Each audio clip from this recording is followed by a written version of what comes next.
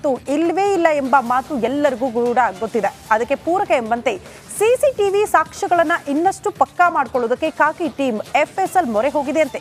ಯಾಕೆ ಅಂತೀರಾ? ಈ ಸ್ಟೋರಿ ನೋಡಿ.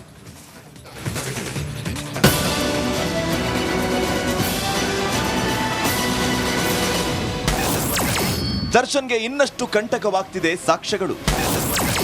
FSLನಲ್ಲಿ ನಡೆಯುತ್ತಿದೆ ಸಿಸಿಟಿವಿ ಕಂಪ್ಯಾರಿಸನ್.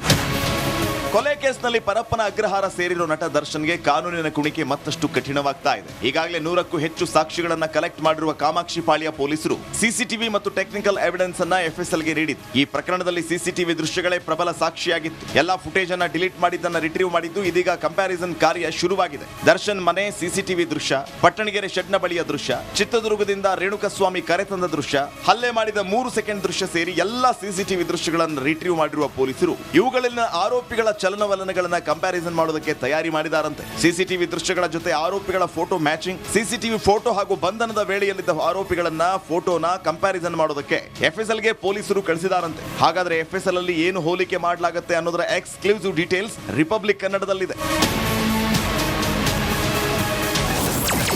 ಆರೋಪಿಗಳ ಕಣ್ಣುಗಳು, ಎಲ್ಲರ ಕಣ್ಣುಗಳ ಬಣ್ಣ, ಅವರ ಕಣ್ಣುಗಳ ಅಂತರ, ಆರೋಪಿಗಳ ದೇಹ, ಬಾಯಿ ತುಟಿಯ ಭಾಗ, ಮೂಗಿನ ಭಾಗ, ಇದನ್ನ ಅಪರಾಧಿಕ ಭಾಷೆಯಲ್ಲಿ ವಿಜುವಲ್ಸ್ ಕಂಪ್ಯಾರಿಸನ್ ಅಂತಾರೆ. ಈ ವಿಜುವಲ್ಸ್ ಕಂಪ್ಯಾರಿಸನ್ ನಿಂದ ನ್ಯಾಯಾಲಯದಲ್ಲಿ ಇದು ಎಡಿಟೆಡ್ ಅಲ್ಲ ಅನ್ನೋದು ದೃಢವಾಗುತ್ತೆ. ಸಂಗ್ರಹಿಸಿದ ದೃಶ್ಯದಲ್ಲಿ ಇರೋದು ಇದೇ ವ್ಯಕ್ತಿ ಅನ್ನೋದು ದೃಢ ಆಗುತ್ತೆ. ಇದರಿಂದ ಬಲವಾದ ಸಾಕ್ಷಿಯಾಗಿ ಕೋರ್ಟ್ ಪರಿಗಣನೆ ಮಾಡುತ್ತೆ. ಈ ಹಿಂದೆಯೂ ಅನೇಕ ಪ್ರಕರಣದಲ್ಲಿ ಪೊಲೀಸರು ವಿಜುವಲ್ ಕಂಪ್ಯಾರಿಸನ್ ಮಾಡಿದ್ದಾರೆ. ಇದೇ ರೀತಿ ವಿಜುವಲ್ ಕಂಪ್ಯಾರಿಸನ್ ಮಾಡ್ತಿದ್ದಾರೆ. Nagaraj, crime bureau, republic Kannada. ನೀವು ಅರಮನೆ ಮೈದಾನದಲ್ಲಿ ಹೋದ್ರೆ ಅಲ್ಲಿ ಗೇಟ್ ನಂಬರ್ 5ರಲ್ಲಿ ರಿಪಬ್ಲಿಕ್ ಕನ್ನಡ ವತಿಯಿಂದ ಫರ್ನಿಚರ್ ಮತ್ತು ಲೈಫ್ ಸ್ಟೈಲ್ ಎಕ್ಸ್ಪೋ ನಡೀತಾ ಇದೆ.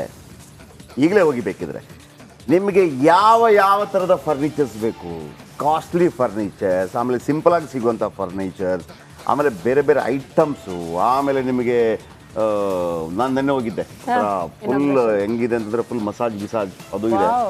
ಆಮೇಲೆ ನಿಮಗೆ ಡೈನಿಂಗ್ ಟೇಬಲ್ ಬೇಕು ಅಂತಂದರೆ, ಸೋಫಾ ಸೆಟ್ ಬೇಕು ಅಂತಂದರೆ ದಯವಿಟ್ಟು 2 ದಿನಗಳ ಕಾಲ, ನಾಳೆ ಇವತ್ತು ನಾಳೆ ಇರುತ್ತೆ, ಹೋಗಿ. ಭಾಳ ಅದ್ಭುತವಾಗಿ ನಡೀತಾ ಇದೆ. ರಿಪಬ್ಲಿಕ್ ಕನ್ನಡ ಸಹಭಾಗಿತ್ವದಲ್ಲಿ ಬೆಂಗಳೂರಿನ ಅರಮನೆ ಮೈದಾನದಲ್ಲಿ furniture and life style expo 2024 ನಿನ್ನೆ ಉದ್ಘಾಟನೆಗೊಂಡಿದೆ. ಆಮೇಲೆ ಸ್ಯಾಂಡಲ್ವುಡ್ ನಟ ಅನಿರುದ್ಧ್ ಉದ್ಘಾಟನೆ ಮಾಡಿದ್ರು. ಭಾಳ ಅದ್ಭುತವಾಗಿದೆ. Kings court gate number 5, Kings ಕೋರ್ಟ್ನ 5ನೇ ಗೇಟ್ನಲ್ಲಿ ಈ ಕಾರ್ಯಕ್ರಮ ಹಮ್ಮಿಕೊಳ್ಳಲಾಗಿದೆ. ಎಂತೆಂಥ ಫರ್ನಿಚರ್ ಇದೆ ಗೊತ್ತಾ, ಹೋಗಿ ಬನ್ನಿ. ಓಕೆ. ಇನ್ನು ನೇರವಾಗಿ ಕೇರಳದ ವಯನಾಡಿಗೆ ಹೋಗೋಣ. ಅಲ್ಲಿ ಮಳೆಯಿಂದ ಆಗಿರುವಂತಹ ದುರಂತ ಇನ್ನೂ ಕೂಡ ಕಾರ್ಯಾಚರಣೆ ಸ್ಥಳದಲ್ಲಿ ಆಗ್ತಾ ಇದೆ. ಯಾವ ರೀತಿಯ ಪರಿಸ್ಥಿತಿ ಇದೆ ಅನ್ನೋದ್ರ ಬಗ್ಗೆ ಮಾಹಿತಿಯನ್ನು ನಿಮ್ಮ ಮುಂದೆ ಇಡ್ತಾ ಇದ್ದೀವಿ. ಮಹಾ ಮಳೆಯಿಂದ ಪಶ್ಚಿಮ ಘಟ್ಟಗಳಲ್ಲಿ ಆತಂಕದ ವಾತಾವರಣ. ಸಹ್ಯಾದ್ರಿ ಸಾಲಿನಲ್ಲಿ ಸಾಲು ಸಾಲು ಸಂಚಕಾರ. ಕರ್ನಾಟಕ, ಕೇರಳ, ಕೊಂಕಣದಲ್ಲಿ ಅವಾಂತರಗಳ ಸರಮಾಲೆ. ವಯನಾಡು ಭೂಕುಸಿತಕ್ಕೆ 338 ಜನ ಇಲ್ಲಿ ತನಕ ಮೃತಪಟ್ಟಿದ್ದು. ಮಣ್ಣಿನಡಿ ಆಗದಷ್ಟು ಇನ್ನೂ ಕೂಡ ಸಿಗ್ತಾ ಇದೆ ಅಂತೆ ಶವಗಳ ರಾಶಿ. ಮುಂಡಕೈ, ಚೂರಲ್ಮಲೆಯಲ್ಲಿ ಅತ್ಯಂತ ದೊಡ್ಡ ದುರಂತ. ರಕ್ಷಣಾ ಕಾರ್ಯ ದೃಶ್ಯಗಳನ್ನು ಕೂಡ ಗಮನಿಸಬಹುದು. ಬಟ್ ಯಾವ ರೀತಿ ಈ ದುರಂತ ಸಂಭವಿಸಿದೆ ಅದು ಡ್ರೋನ್ ಕಣ್ಣಲ್ಲಿ ಸೆರೆಯಾಗಿದೆ. ಆ ದೃಶ್ಯ ನಾವು ನೋಡೋಣ.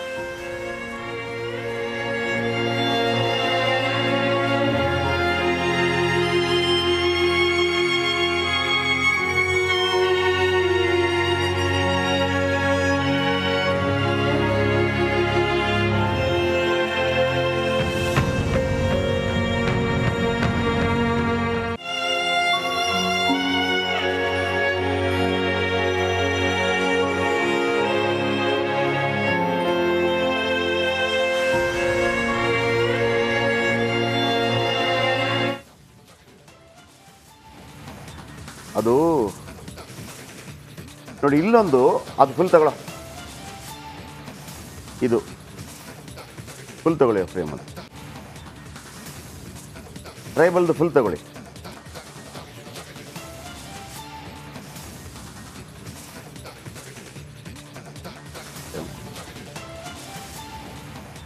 ಬುಡಕಟ್ಟು ಜನಾಂಗದವರು ಸಿಲುಕಾಕಿಕೊಂಡಿದ್ರು, ಅವ್ರು ರಕ್ಷಣೆ ಮಾಡಿರೋ ದೃಶ್ಯ.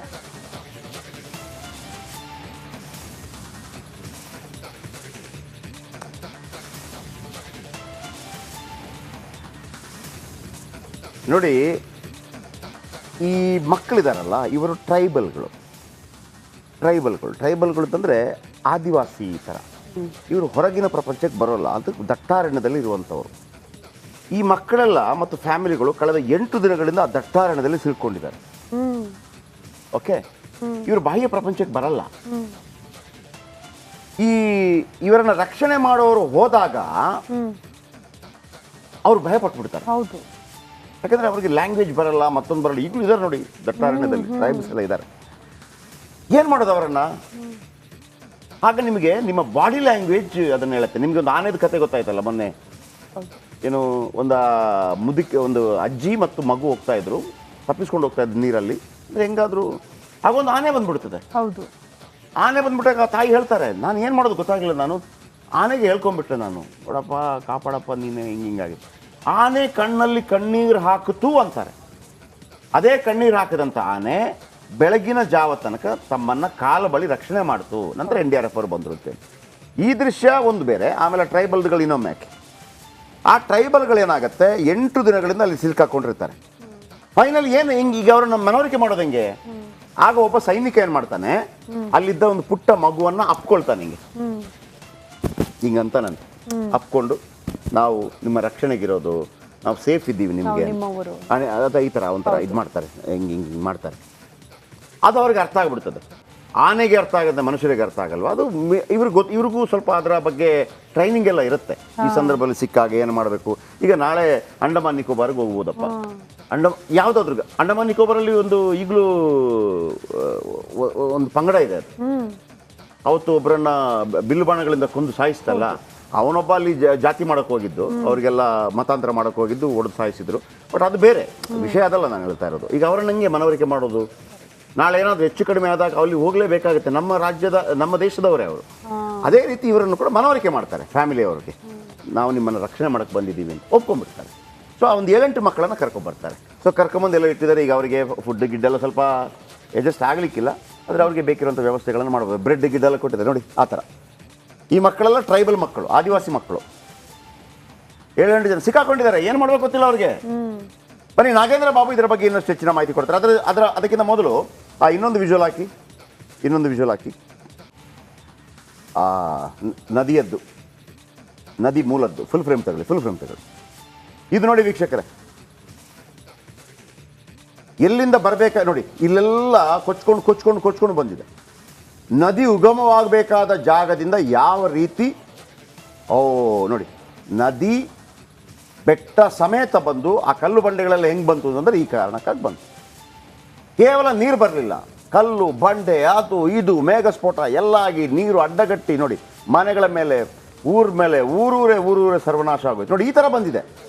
ನಿಮ್ಗೆ ಅರ್ಥ ಆಯ್ತಲ್ಲ ಎಷ್ಟು ನೋಡಿ, ಬೆಟ್ಟದಲ್ಲಿ ನದಿ ಆಗಿಬಿಟ್ಟಿದೆ. ಹೌದು, ಬೆಟ್ಟದಲ್ಲಿ ನದಿ ಆಗಿಬಿಟ್ಟಿದೆ. ಸೊ 2 ಅದ್ಭುತವಾದಂತಹ ಮತ್ತು ಅನೇಕ ಜೀವ ತೆಗೆದುಕೊಂಡಂಥ ದೃಶ್ಯಗಳು, ಭೀಕರ ದೃಶ್ಯ ಅಂತ ಹೇಳಿದ್ರೆ ಇದು ನೋಡಿ. ಅದರ ಮೇಲ್ಗಡೆ ನೋಡಿ, ಆಮೇಲೆ ನಿಮಗೆ ಫಾಗ್ ಕಾಣ್ತಾ ಇದೆ, ಮಂಜು ಆವರಿಸ್ಕೊಂಡಿದೆ. ಅದನ್ನ ನೋಡಕ್ಕೆ ಬರ್ತಾ ಇದ್ರು ನೋಡಿ. ಯಾವ ರೀತಿ ಬೆಟ್ಟವೇ ಬಿದ್ದಿರೋದು, ಬೆಟ್ಟ, ನೀರು, ಮೇಘಸ್ಫೋಟ ಎಲ್ಲವೂ ಕೂಡ.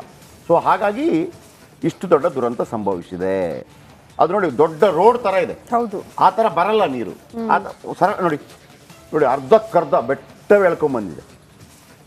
ಆ ಮಿಡ್ಲಲ್ಲಿ ನೀರು ಕಾಣ್ತಾ ಇದೆಯಲ್ಲ, ನಿಜವಾಗಿ ಅಷ್ಟು ಬರ್ತಾ ಇದ್ದದ್ದು ಮೊದಲು, ಅಷ್ಟೇ ಬರ್ತಾ ಇದ್ದದ್ದು. ಇದೇನಾಗಿದೆ, ಮೇಘಸ್ಫೋಟ ಆಯ್ತೋ ಮತ್ತೊಂದಾಯ್ತೋ ಗೊತ್ತಿಲ್ಲ ನೋಡಿ, ಆ ಥರ ಬಂದಿದೆ. ಬನ್ನಿ ನಾಗೇಂದ್ರ